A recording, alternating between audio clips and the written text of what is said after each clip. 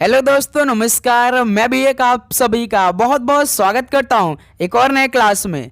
तो आप सब कैसे हैं? उम्मीद करता हूं आप सब अच्छे होंगे, स्वस्थ होंगे और आप सभी की आरआरबी ग्रुप डी एग्जाम 2025 की तैयारी बहुत ही शानदार तरीके से चल रही होगी।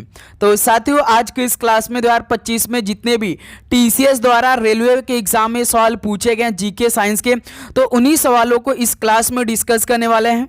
तो मिक्स जीके साइंस के दमदार प्रश्न इस क्लास में डिस्कस करेंगे। टोटल आपका 100 क्वेश्चन होने वाला है और आप सभी का जो सही करने का टारगेट होगा वो 80 क्वेश्चन रहने वाले हैं। तो देख सकते हैं साथी, आरआरबी ग्रुप डी के एग्जाम में जितने भी सवाल पूछे जाएंगे बिल्कुल सेम आपको इसी पैटर्न पे सवाल मिलेंगे। तो इसमें हम 2018 और 2022 के कुछ सवालों को ऐड किया है, प्लस 2025 में जितने भी टीसीएस द्वारा रेलवे के परीक्षा में सवाल पूछे गए उन सवालों को भी इस क्लास में ऐड कर दिया है। तो ये सीरीज आपके लिए कंटिन्यू रहने वाली, लगातार अब ये क्लास आने वाली है। बहुत ही अच्छी तरीके से एक एक क्वेश्चन आपको हम करवाने वाले हैं जीके साइंस का। तो आप जानते हैं कि ग्रुप डी के पेपर में जीके और साइंस के वेटेज आपका 45 क्वेश्चन होने वाला है। जीके का 20 क्वेश्चन पूछा जाता है और साइंस का टोटल 25 क्वेश्चन पूछा जाता है। तो इस तरह से आपका 45 क्वेश्चन जीके साइंस के मिलाकर आने वाले हैं। तो इसी को हमें तैयार करने के लगभग डेली क्लास करनी है। तो यहाँ से लगातार आप सभी के बीच में 3 क्लास आने वाली है, एक सुबह 8 बजे, एक दोपहर 12 बजे और एक शाम 6:30 पर। तो इसमें हम लोग 100 क्वेश्चन को डिस्कस करेंगे। फटाफट एक एक क्वेश्चन को हम लोग इस क्लास में देखने वाले। और आपको क्या काम करना है कि हर एक क्वेश्चन का आंसर अपने से देना है, और जो क्वेश्चन का आंसर बाई चांस नहीं आ रहा है तो उसको आप नोट डाउन करेंगे और उसको अपने से तैयार कर लेंगे। ओके, तो ग्रुप डी का पेपर तो आप जानते हैं कि 17 नवंबर से स्टार्ट होने वाला है। ठीक है, तो चलिए इस क्लास को स्टार्ट करते हैं। तो लास्ट में अपना स्कोर आप लोग जरूर बताइएगा कि आप सभी का 100 क्वेश्चन में से कितना स्कोर रहा। तो देख सकते हैं दोस्त, 2025 में जितने भी टीसीएस द्वारा सवाल पूछा गया, आज का पहला प्रश्न है, सत्रिया के एकांकी नाटक को क्या कहा जाता है? बताइए, सत्रिया के एकांकी नाटक को क्या कहा जाता है? तो याद रखिएगा, अंकिया नाट बोला जाता है। तो पहले का डी ऑप्शन बिल्कुल राइट आंसर हो जाएंगे। चलिए अगला सवाल कॉल करिए, क्वेश्चन नंबर 2। घुरेही निम्नलिखित में से किस भारतीय राज्य का लोक नृत्य है? बताइए, घुरेही किस भारतीय राज्य का लोक नृत्य है? तो याद रखिएगा, हिमाचल प्रदेश का है। बी ऑप्शन बिल्कुल राइट आंसर हो जाएंगे। चलिए अगला सवाल कॉल करिए, क्वेश्चन नंबर 3। रायगढ़ घराना निम्नलिखित में से किस नृत्य शैली से संबंधित है? बताइए, रायगढ़ घराना किस नृत्य शैली से संबंधित है? तो याद रखिए, कथक से संबंधित है। ऑप्शन सी बिल्कुल राइट आंसर हो जाएंगे। चलिए अगला सवाल कॉल करिए, क्वेश्चन नंबर 4 को, निम्नलिखित में से किसे ठुमरी की रानी के नाम से जाना जाता था? बताइए, ठुमरी की रानी के नाम से किसे जाना जाता था? तो याद रखिए, गिरजा देवी को। बी ऑप्शन बिल्कुल राइट आंसर हो जाएंगे। चलिए दोस्त अगला सवाल कॉल करिए, क्वेश्चन नंबर 5। निम्नलिखित में से कौन सा वाद्ययंत्र ठोस यंत्र है? बताइए, कौन सा वाद्ययंत्र ठोस यंत्र है? तो याद रखिएगा, घन वाद्य, जो कि एक ठोस यंत्र है। बी ऑप्शन राइट आंसर हो जाएंगे। अगला सवाल कॉल करिएगा, क्वेश्चन नंबर 6 को, दौल उत्सव मुख्यतः निम्नलिखित में से किस राज्य में मनाया जाता है? बताइए, दौल उत्सव मुख्यतः किस राज्य में मनाया जाता है? तो याद रखिएगा, असम राज्य में। बी ऑप्शन बिल्कुल राइट आंसर हो जाएंगे। अगला सवाल को देखा जाए, क्वेश्चन नंबर 7 को, रोंगकर उत्सव निम्नलिखित में से किस जनजाति द्वारा मनाया जाता है? बताइए, रोंगकर उत्सव किस जनजाति द्वारा मनाया जाता है? तो याद रखिए, कार्बी जनजाति द्वारा। बी ऑप्शन बिल्कुल राइट आंसर हो जाएंगे। अगला सवाल कॉल करिए दोस्त, क्वेश्चन नंबर 8। श्री जगन्नाथ जी मेला ये कहां पर आयोजित किया जाता है? बताइए, श्री जगन्नाथ जी मेला ये कहां पर आयोजित किया जाता है? तो दोस्त मेरे याद रखिए, अलवर में आयोजित किया जाता है श्री जगन्नाथ जी मेला। डी ऑप्शन बिल्कुल राइट आंसर हो जाएंगे। अगला सवाल कॉल करिए, क्वेश्चन नंबर 9। पांडवानी ये किस राज्य की सबसे प्रसिद्ध लोक कथा है? बताइए, पांडवानी किस राज्य की सबसे प्रसिद्ध लोक कथा है? तो साथ ही याद रखिएगा, छत्तीसगढ़ की। बी ऑप्शन बिल्कुल राइट आंसर हो जाएंगे। नेक्स्ट अगला सवाल कॉल करिए, क्वेश्चन नंबर 10। वर्ली चित्रकला भारत के किस राज्य की लोक चित्रकला है? बताइए, वर्ली चित्रकला भारत के किस राज्य की लोक चित्रकला है? तो याद रखिएगा, महाराष्ट्र की है। डी ऑप्शन बिल्कुल राइट आंसर हो जाएंगे। 11 नंबर को हल करिए, भारत के प्रथम रक्षा मंत्री कौन थे? बताइए, ये 2018 और 2022 में दोनों सालों में सवाल पूछा गया था। भारत के पहले रक्षा मंत्री कौन थे? तो याद रखिएगा बलदेव सिंह थे। बी ऑप्शन राइट आंसर हो जाएंगे। अगला सवाल कॉल करिएगा क्वेश्चन नंबर 12 को।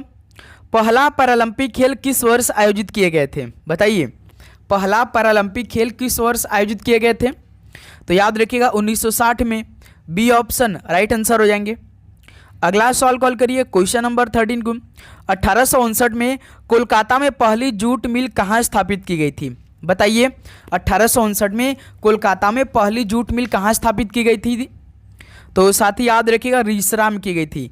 डी ऑप्शन बिल्कुल राइट आंसर हो जाएंगे। अगला सवाल कॉल करिएगा क्वेश्चन नंबर 14। पुरुष क्रिकेट विश्व कप किस वर्ष शुरू हुआ था? बताइए, पुरुष क्रिकेट विश्व कप किस वर्ष शुरू हुआ था? तो याद रखिएगा 1975 में हुआ था, जो कि पहला ही साल में वेस्ट इंडीज ने अपना पहला वर्ल्ड कप जीता था। याद रखिएगा। चलिए क्वेश्चन नंबर 15 बताइए, कार्बिलान कप निम्नलिखित में से किस खेल से संबंधित है? बताइए, कार्बिलान कप किस खेल से संबंधित है? तो याद रखिएगा टेबल टेनिस से संबंधित है Corbillon cup. Option C right answer हो जाएंगे। अगला सवाल कॉल करिए question number 16। If God was a banker पुस्तक किसने लिखी है? बताइए, if God was a banker पुस्तक किसने लिखी है? तो रवि सुब्रमण्यम ने लिखी है if God was a banker. Option perfect answer हो जाएंगे। अगला सवाल कॉल करिए क्वेश्चन नंबर 17। प्रसिद्ध उपन्यास the God of small things यह किसके द्वारा लिखा गया है? बताइए, the God of small things यह किसके द्वारा लिखा गया है? तो याद रखिएगा अरुंधति राय जी द्वारा लिखा गया है। डी ऑप्शन बिल्कुल राइट आंसर हो जाएंगे। चलिए अगला सवाल कॉल करिएगा क्वेश्चन नंबर 18 को। बिहार केसरी के नाम से किसे जाना जाता है? बताइए, बिहार केसरी के नाम से किसे जानते हैं?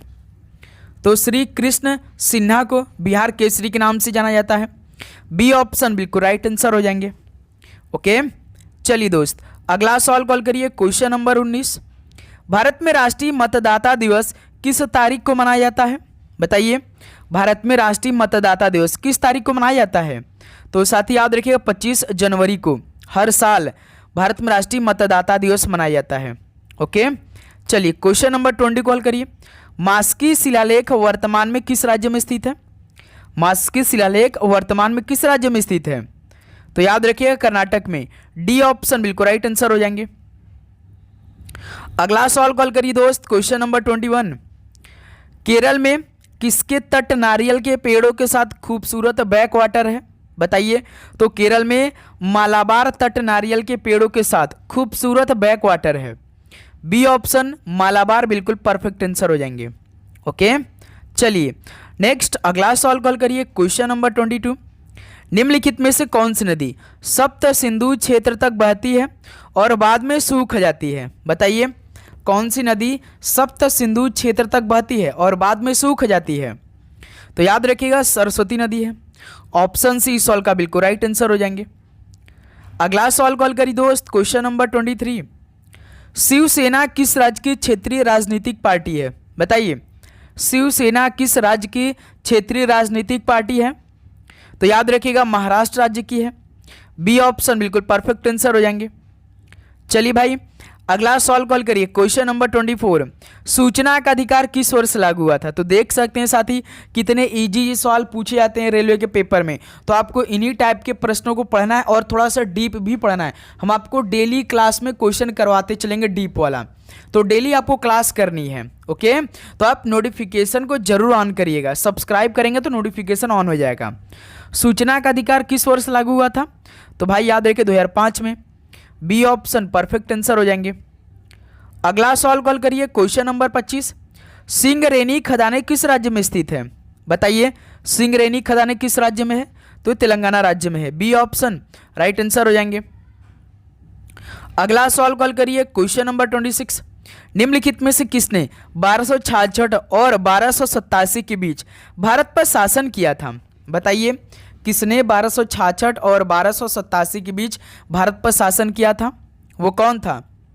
तो भाई गयासुद्दीन बलबन था। डी ऑप्शन राइट आंसर हो जाएंगे।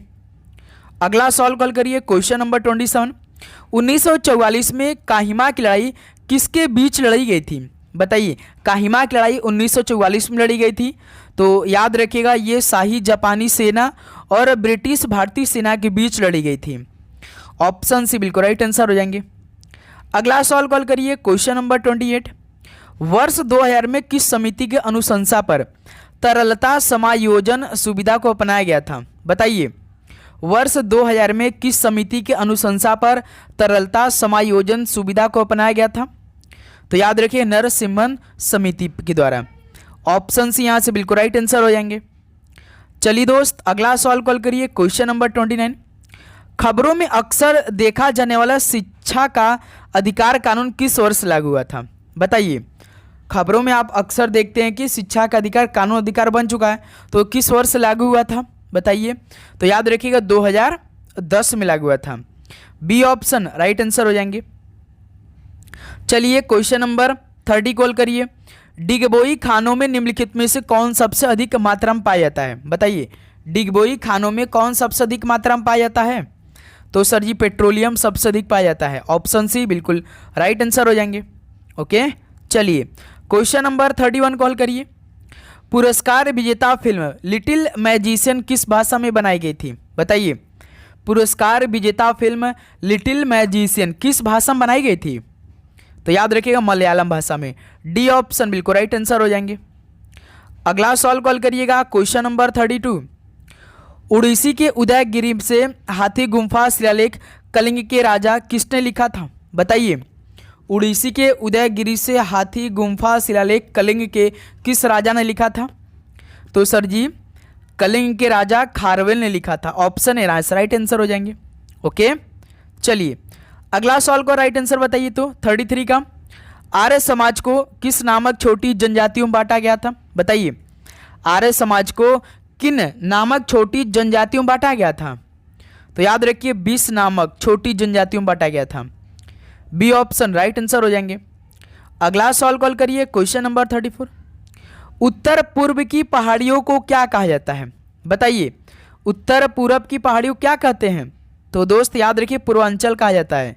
ठीक है ऑप्शन भी राइट आंसर हो जाएंगे। दोस्त अपना स्कोर काउंट करते चलेंगे और प्लस में अपना स्कोर लास्ट में जरूर बताइएगा। देखिए बाजीराव द्वितीय के दत्तक पुत्र कौन थे? उनकी पेंशन और पदवी से वंचित कर दिए गए थे। बताइए। तो नाना साहेब बाजीराव द्वितीय के दत्तक पुत्र थे, उनकी पेंशन और पदवी से वंचित कर दिए गए थे। डी ऑप्शन नाना साहेब बिल्कुल राइट आंसर हो जाएंगे। ओके चलिए अगला सवाल कॉल करिए दोस्त क्वेश्चन नंबर 36। कालबेलिया ये किस राज्य में एक लोकप्रिय नृत्य रूप है? बताइए। कालबेलिया कहाँ का है? तो सर जी कालबेलिया तो राजस्थान में एक लोकप्रिय नृत्य रूप है। बी ऑप्शन राइट आंसर हो जाएंगे। अगला सवाल कॉल करिए क्वेश्चन नंबर 37। महाकाव्य रामायण किसने लिखा? बताइए। महाकाव्य रामायण किसने लिखा? तो साथ ही याद रखिए वाल्मीकि जी ने लिखा था। बी ऑप्शन राइट आंसर हो जाएंगे। अगला सवाल कॉल करिए दोस्त क्वेश्चन नंबर 38। नेल्सन मंडेला की जीवनी का शीर्षक क्या है? बताइए। नेल्सन मंडेला की जीवनी का शीर्षक क्या है? तो साथ ही याद रखिएगा लॉन्ग वॉक टू फ्रीडम है। बी ऑप्शन राइट आंसर हो जाएंगे। अगला सवाल कॉल करते हैं क्वेश्चन नंबर 39। भारत किस देश के साथ स्थलीय सीमा साझा नहीं करता है? बताइए। भारत किस देश के साथ स्थलीय सीमा साझा नहीं करता है? तो याद रखिएगा श्रीलंका के साथ। ऑप्शन यहां से राइट आंसर हो जाएंगे। नेक्स्ट अगला सवाल कॉल करिए क्वेश्चन नंबर 40। मौर्य काल के साहित्यिक स्रोतों में इंडिया और ये किसमें शामिल है? तो मौर्य काल के साहित्यिक स्रोतों में इंडिया और अर्थशास्त्र शामिल हैं। बी ऑप्शन यहां से बिल्कुल राइट आंसर हो जाएंगे। चलिए क्वेश्चन नंबर 41 कॉल करिए। सतपुरा रेंज में माउंट धूपगढ़ सबसे ऊंची चोटी है जो कि किस राज्य में स्थित है? बताइए। सतपुरा रेंज में माउंट धूपगढ़ सबसे ऊंची चोटी है जो कि किस राज्य में स्थित है? तो दोस्त मेरे याद रखिए मध्य प्रदेश में स्थित है। ऑप्शन सी बिल्कुल राइट आंसर हो जाएंगे। अगला सवाल कॉल करिए question number 42। Begum Hazrat Mahal cup किस खेल से संबंधित है? बताइए भाई। बेगम हजरत महल कप यह किस खेल में आता है? तो यह फुटबॉल से संबंधित होता है। डी ऑप्शन बिल्कुल राइट आंसर हो जाएंगे। चलिए क्वेश्चन नंबर 43 कॉल करिए। निम्नलिखित में से किस खेल में एस और एडवांटेज शब्द का उपयोग किया जाता है? बताइए। किस खेल में एस और एडवांटेज शब्द का उपयोग किया जाता है? तो साथ ही याद रखिएगा टेनिस खेल में यह शब्द उपयोग किया जाता है। डी ऑप्शन बिल्कुल राइट आंसर हो जाएंगे। चलिए क्वेश्चन नंबर 44 कॉल करिए। किस भारतीय शहर को महलों का शहर कहा जाता है? बताइए किस भारतीय शहर को महलों का शहर कहा जाता है? तो साथ ही याद रखिए कोलकाता शहर को, जो कि महलों का शहर कहा जाता है। ऑप्शन यहाँ से बिल्कुल राइट आंसर हो जाएंगे। चलिए दोस्त क्वेश्चन नंबर 45 कॉल करिए। निम्नलिखित में से कौन सी गैस जीवन की उत्पत्ति के समय वायुमंडल में मौजूद नहीं थी? बताइए भाई ऐसी कौन सी गैस थी जो जीवन की उत्पत्ति के ही समय वायुमंडल में मौजूद नहीं थी? वो कौन सी गैस है? तो याद रखिए O2 ही नहीं थी भाई, यानी ऑक्सीजन नहीं थी। ऑप्शन यहाँ से राइट आंसर हो जाएंगे। क्वेश्चन नंबर 46 का राइट आंसर बताइए। निम्नलिखित में से क्या अर्थव्यवस्था के तृतीय क्षेत्र के अंतर्गत आता है? बताइए अर्थव्यवस्था के तृतीय क्षेत्र के अंतर्गत कौन आता है? तो याद रखिए बैंकिंग आता है। ऑप्शन सी बिल्कुल राइट आंसर हो जाएंगे। अगला सवाल कॉल करिए। Question number 47।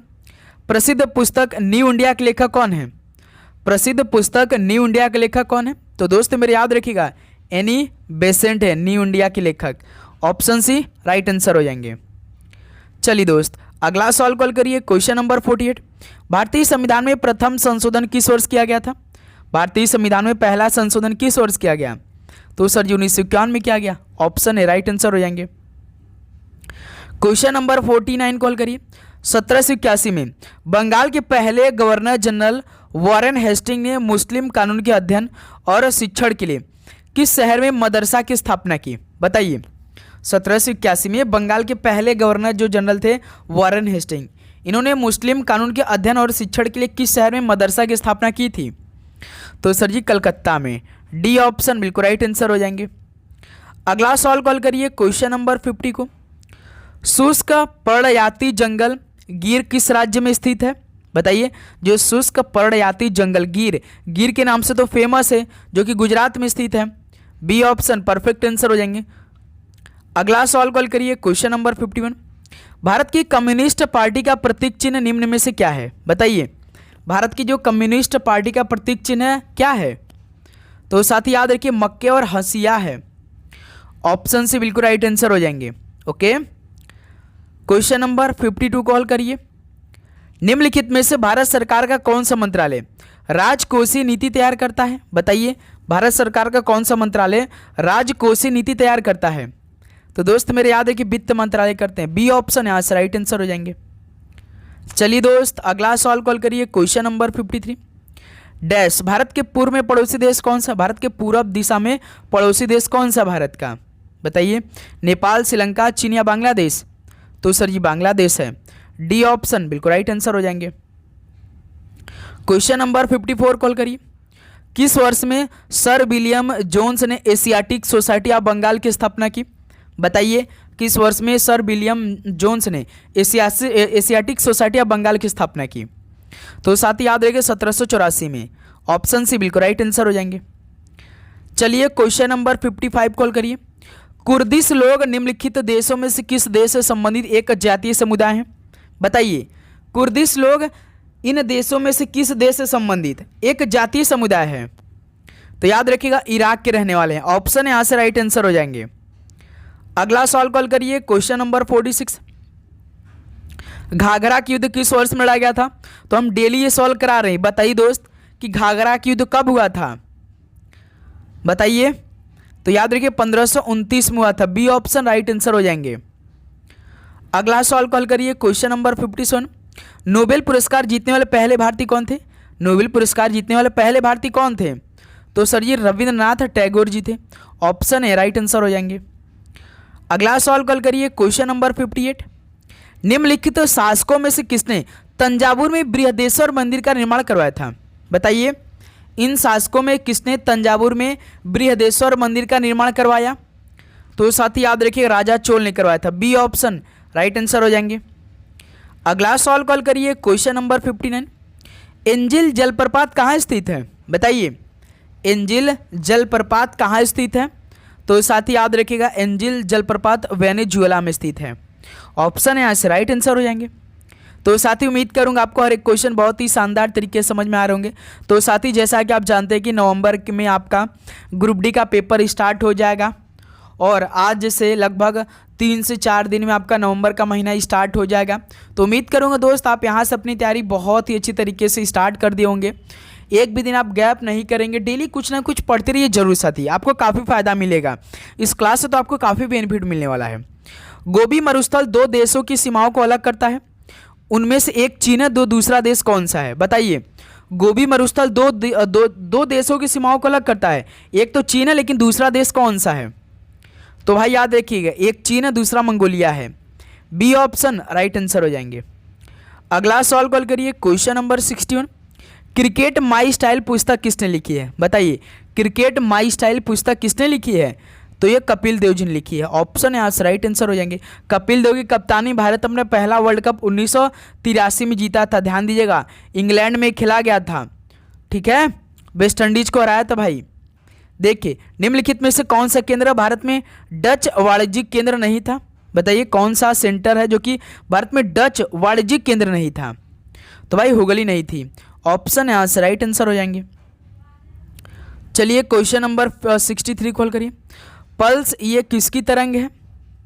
बताइए पल्स कैसी तरंग है भाई? तो भाई याद रखिए कुछ समय की तरंग पल्स। ऑप्शन यहाँ से बिल्कुल राइट आंसर हो जाएंगे।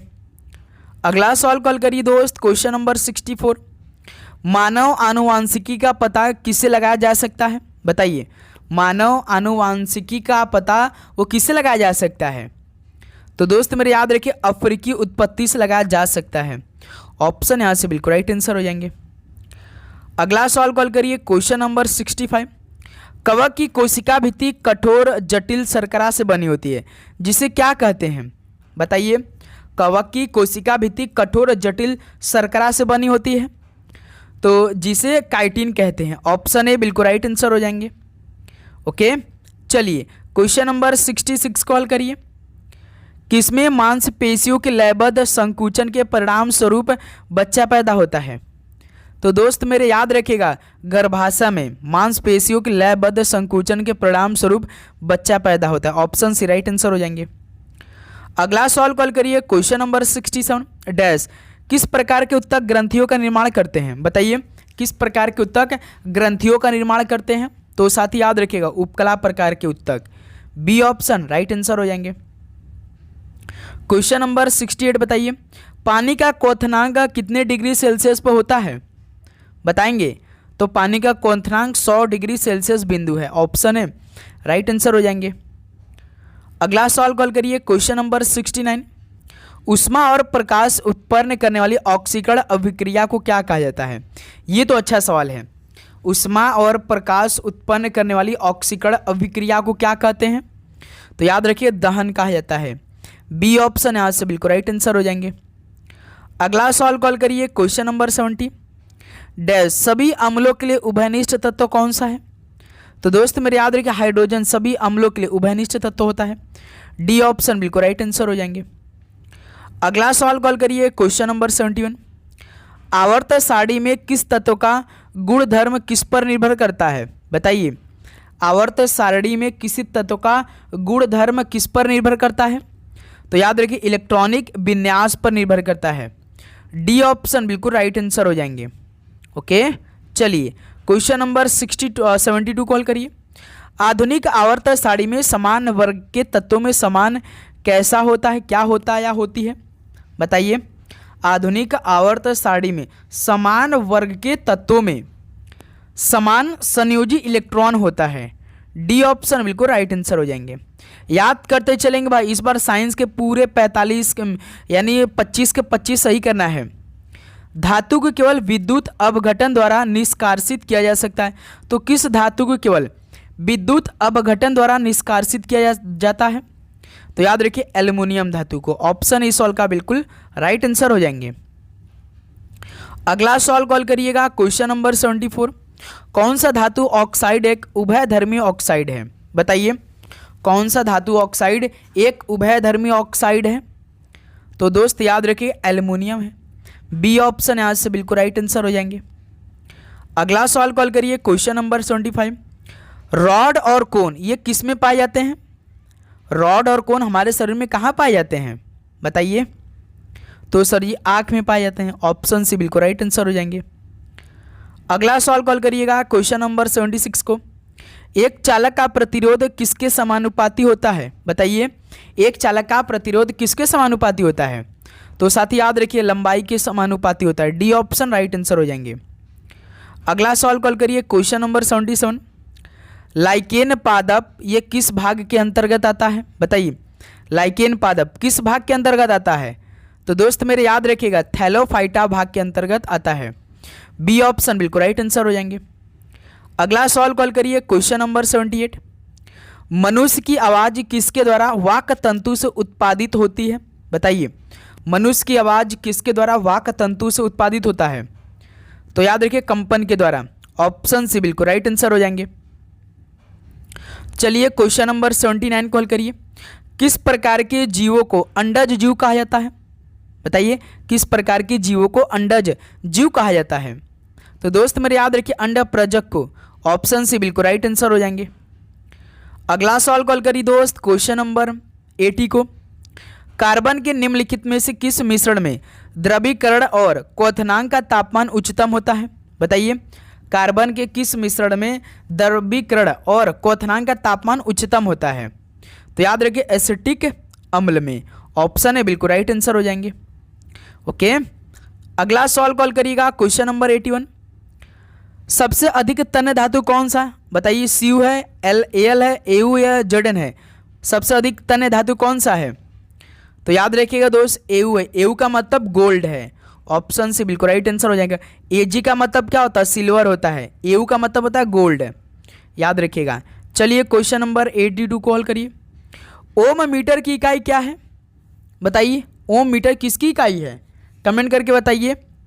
तो सर जी प्रतिरोधकता की है। केवल ओम तो भाई प्रतिरोध का है, लेकिन ओम मीटर जो है ना वो प्रतिरोधकता की इकाई है। चलिए क्वेश्चन नंबर 83 कॉल करिए। इनमें से किस वस्तु में गतिज ऊर्जा नहीं होती है बताइए? किस वस्तु में गतिज ऊर्जा नहीं होती है? तो साथ ही याद रखिए उठा हुआ जो हथौड़ा होता है ना, इसमें गतिज ऊर्जा नहीं होती है। बी ऑप्शन राइट आंसर हो जाएंगे। अगला सवाल कॉल करिए 84। वायु दाब को क्या कहा जाता है? वायु दाब को क्या कहा जाता है? तो वायुमंडलीय दाब कहते हैं। ऑप्शन सी बिल्कुल राइट आंसर हो जाएंगे। ओके, चलिए अगला सवाल कॉल करिएगा क्वेश्चन नंबर 85 को। निम्नलिखित में से कौन सा पुनर्जनन और मुकुलन द्वारा उत्पन्न हो सकता है? इनमें से कौन सा पुनर्जनन और मुकुलन द्वारा उत्पन्न हो सकता है? तो दोस्त मेरे याद रखिएगा हाइड्रा हो सकता है। बी ऑप्शन बिल्कुल राइट आंसर हो जाएंगे। अगला सवाल कॉल करिए क्वेश्चन नंबर 86।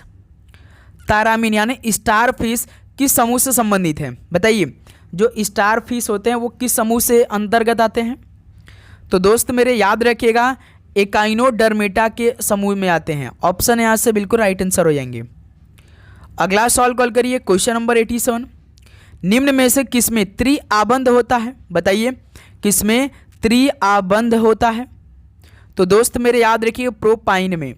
डी ऑप्शन यहाँ से बिल्कुल राइट आंसर हो जाएंगे। चलिए दोस्त क्वेश्चन नंबर 88 को हल करिए। निम्नलिखित में से कौन सा मूल तत्व क्षार धातुओं के वर्ग से नहीं है बताइए? कौन सा मूल तत्व क्षार धातुओं के वर्ग से नहीं है? तो दोस्त मेरे याद रखिए कैल्शियम नहीं है। डी ऑप्शन यहाँ से आपका राइट आंसर हो जाएंगे। ओके, क्वेश्चन नंबर 89 कॉल करिए। यदि किसी लवण का पीएच का मान 7 है तो यह लवण कैसा है बताइए? यदि किसी लवण का पीएच का मान 7 है तो यह लवण कैसा होता है? तो दोस्त मेरे याद रखिए दुर्बल अम्ल और दुर्बल क्षार होते हैं। ठीक है, ऑप्शन से बिल्कुल राइट आंसर हो जाएंगे। तो दोस्त मेरे जैसे यदि किसी लवण का पीएच मान जो 7 है और पीएच का मान 7 है और यह लवण कैसा होगा भाई? याद रखिएगा प्रबल अम्ल होगा भाई, प्रबल क्षार होगा। याद रखिएगा बी ऑप्शन इस सवाल का राइट आंसर होगा। गलती नहीं, मिस्टेक नहीं करना है। ठीक है, बी ऑप्शन राइट आंसर होगा। क्वेश्चन नंबर 90 कॉल करिए। किसी तत्व की संयोजक शक्ति यानी क्षमता क्या कहलाती है? किसी तत्व की संयोजक शक्ति क्या कहलाती है? तो संयोजकता कहलाती है। डी ऑप्शन राइट आंसर हो जाएंगे। अगला सवाल कॉल करिए दोस्त क्वेश्चन नंबर 91। आधुनिक आवर्त सारणी में कितने आवर्त में केवल गैसें हैं? आधुनिक आवर्त सारणी में? तो एक आवर्त में केवल गैसें हैं भाई, आप जानते हैं, बी ऑप्शन परफेक्ट आंसर हो जाएंगे। अगला सवाल कॉल करिए, क्वेश्चन नंबर 92। किसके सबसे बाह्यतम कोष में 1 से 3 इलेक्ट्रॉन होते हैं? बताइए, किसके सबसे बाह्यतम कोष में 1 से 3 इलेक्ट्रॉन होते हैं? तो दोस्त मेरे याद रखिए, धातु के सबसे बाह्यतम कोष में 1 से 3 इलेक्ट्रॉन होते हैं, बी ऑप्शन राइट आंसर हो जाएंगे। अगला सवाल कॉल करिए, क्वेश्चन नंबर 93।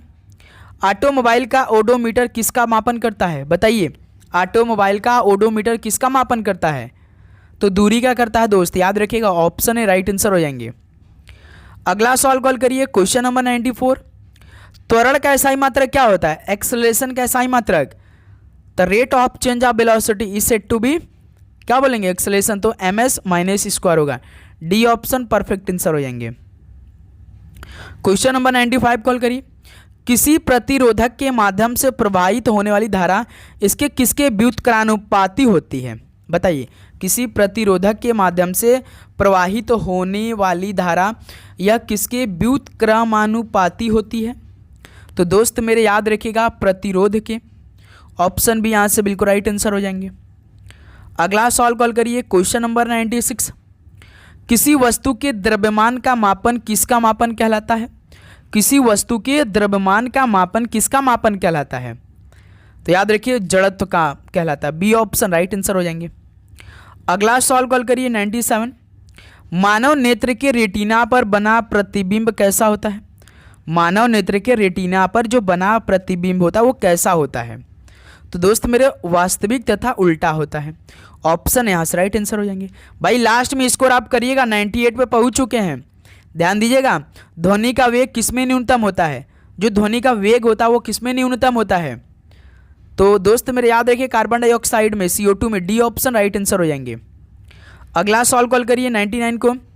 ऋणात्मक त्वरण किसी विपरीत दिशा में होता है? बताइए, तो ऋणात्मक त्वरण जो होता है वो वेग की दिशा विपरीत दिशा में होते हैं, ऑप्शन यहाँ से बिल्कुल राइट आंसर हो जाएंगे।